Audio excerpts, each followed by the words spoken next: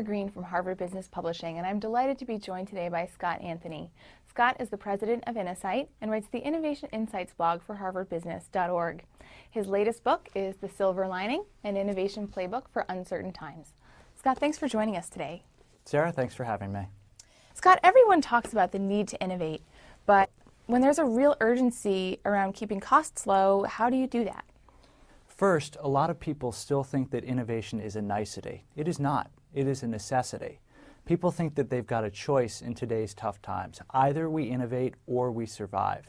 In fact, it's a false choice. If you choose not to innovate, you are sowing the seeds of your own destruction. So it has never been more important than to allocate the time and money to innovation. Now, having said that, before you start innovating, you do have to make sure your house is in order. Because if your house isn't in order, what ends up happening is a fire burns somewhere in your core. And appropriately, you go to put that fire out. So before you start doing things differently, make sure that core business is under control. Then recognize to start doing new things, you've got to stop doing some old ones. You have to prudently prune your innovation portfolio. You have to stop some of your low potential innovation efforts. You might even have to get out of a few businesses to make sure that you can focus on the ideas and opportunities that have the most potential for success. If you recognize the imperative, if you begin to think about how you can act differently to do this, you make sure your house is in order and you stop some low possibility efforts, you'll be in a great position to start innovating.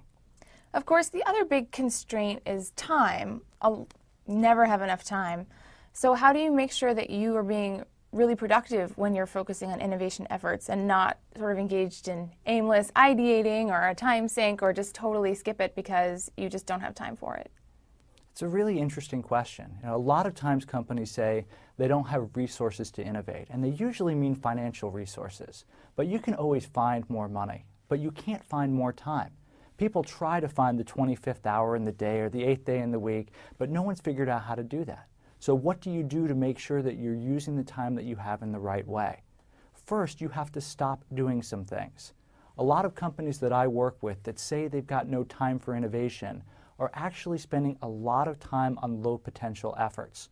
Procter & Gamble a few years ago said, if we're really going to focus on the big things, we're going to have to stop some of the small things because it's crowding out a lot of our innovation efforts. The second thing you have to realize is that innovation is a process that can be managed. P&G, Cisco, IBM, and lots of other companies are learning how to manage innovation like a process, bringing discipline to that which has been perceived as fuzzy and hard to manage. We're not yet at perfect predictability yet, but I've seen companies increase their success rate from 15 to 40 or even 50% by approaching innovation in the right way. Finally, recognize that you don't have to do it alone. Find other people who can shoulder some of the innovation load, people who can share the risk with you. Involve customers or the channel in some of the ideating process. Find partners who will take some of the risk and share it with you. Think again about P&G.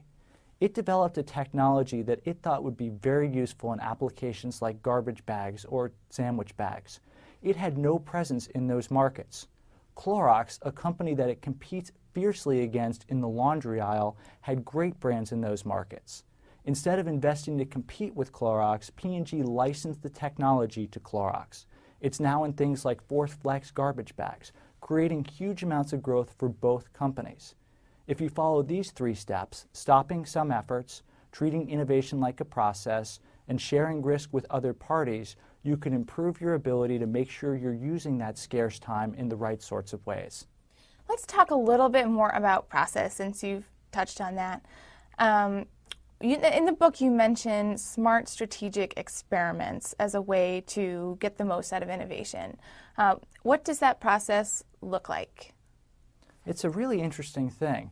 Companies will spend a lot of time trying to manage technological risk.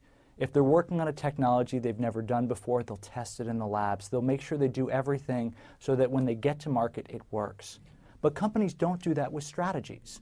They'll fling businesses into the market without asking, who's the customer?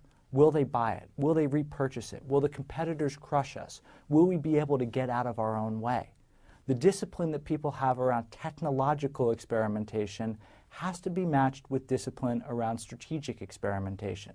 Here's an example. About 5 years ago, I met a project team from Procter & Gamble.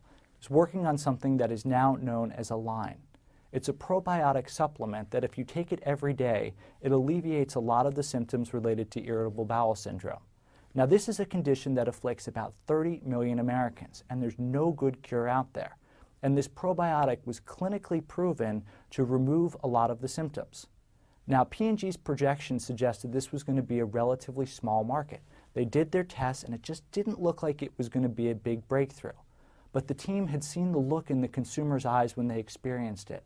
They had felt her passion as she talked about the benefits of this product, and they really believed they had a huge winner. But management said, low projection and a lot of investment to commercialize this, I don't think we can move forward. What the team did is work with management to craft a different approach.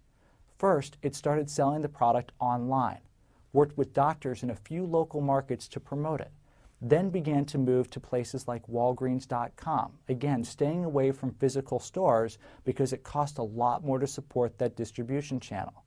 Learned that in fact the market was a lot bigger than its early projections. Learned about how to brand the product. Instead of a line from the makers of Metamucil, today it's just a line. Learned how to package the product. You have to take it every single day, so in-market learning suggested maybe a blister pack that has the days of the week on it would help reinforce in consumers' minds how to take it. Launched the product nationally in March of this year. Consciously stair-stepped its way to market, trying to match investment with learning. By doing this, it was able to greatly improve its ability to manage the risk. There's a lot of important lessons from this. Find the critical assumption, find the critical unknowns, find the cheapest, simplest way to test around those unknowns. Impose scarcity on the process, because if you give a team too much money and too much time, it'll go in the wrong direction for too long. If companies use these and other principles to manage strategic experiments, they can dramatically increase their return on their innovation investments. Thanks, Scott. And I'm just curious, because we've been talking a lot about organizations, but what do we need to do as individuals to make sure that we're getting the most out of innovation when resources are tight? The word crisis was used a lot in 2008, and we're still hearing it a lot in 2009. People talked about the subprime mortgage crisis, the credit crisis, all sorts of different crises. But there's a crisis that hasn't gotten enough play, and that's the crisis of a generation of managers completely unprepared for the challenges they now face. You see, it used to be possible that you could succeed in your career by being a great executor, by being disciplined, by being efficient. Those are all still incredibly helpful skills, but people have to augment that with the and. You've got to be a great operator, and you have to learn to think and act like an entrepreneur. In essence, you have to have two different gut instincts working at the same time. F. Scott Fitzgerald explained this well in the 1930s when he said, "The test of a first-rate intelligence is the ability to hold two opposed ideas in the mind at the same time and still retain the ability to function." This is what's required of today's generations of management, and most people are not prepared to confront these challenges. They don't have the ability to grapple with the paradoxes they're increasingly confronting. So what do you do if you're not prepared? Well, here's a few thoughts. First, think about intentionally starting a nights and weekend activity that exposes you to ambiguity. Someone that I know in a Fortune 50 company who heads up a lot of their new business development activities started a business on the side with a family member, small online travel business. The reason why he was doing this is to expose himself to the challenges that entrepreneurs face. Because he said, if I'm going to ask people in my organization to act and think like entrepreneurs, I better have experienced that firsthand. Second, think about consciously complicating your life. Brush up against other disciplines. Expose yourself to different ways of thinking. Do things like go to trade shows in completely different industries. This is a time-tested way to expose yourself to ways of thinking that allow your mind to make connections that you didn't think were possible. Third, tap into your network.